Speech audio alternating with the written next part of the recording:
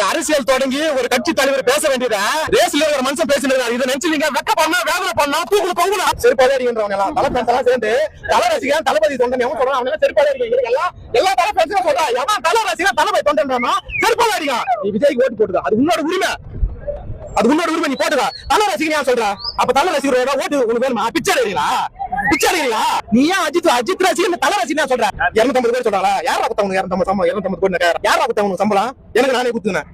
அவனோட மேனேஜர் ஜெகதீஷ் கோ ப்ரொடியூசரா போட்டு உங்களுக்கு நீ சம்பளம் குத்துறா? அது எப்படி குச்சுன்னு கணக்கு வர? நான் கேக்குறேன் வேற ஒருத்தர் கூட நான் ஒரு சன் பிக்சர் ஒரு ஏஜேஸ் ஒரு வேல்ஸ் அது போல மத்தவங்க வந்து கூட மத்த யாரும் கொடுப்பாங்க உனக்கு 250. நீ என்ன நச்சு அப்படியே அடுத்து தள்ளிடுற உங்களுக்கு 250 கோடி கொடுத்து நான் கேக்குறேன். மிஞ்சி போனா டான்ஸ் ஆடுற பாட்டு பாடுற ஹீரோயின்ல தடவை பின்னாடி வேற என்ன பண்ணுவேன்? அவரோட பெருந்தன்மையா ஒரு விஷயம் சொன்னாரு. அவர் பெரிய மனுஷங்கிறத காட்டினாரு. இதுல வந்து தற்கொலைகளுக்கு என்ன புரிஞ்சதுன்னு தெரியல.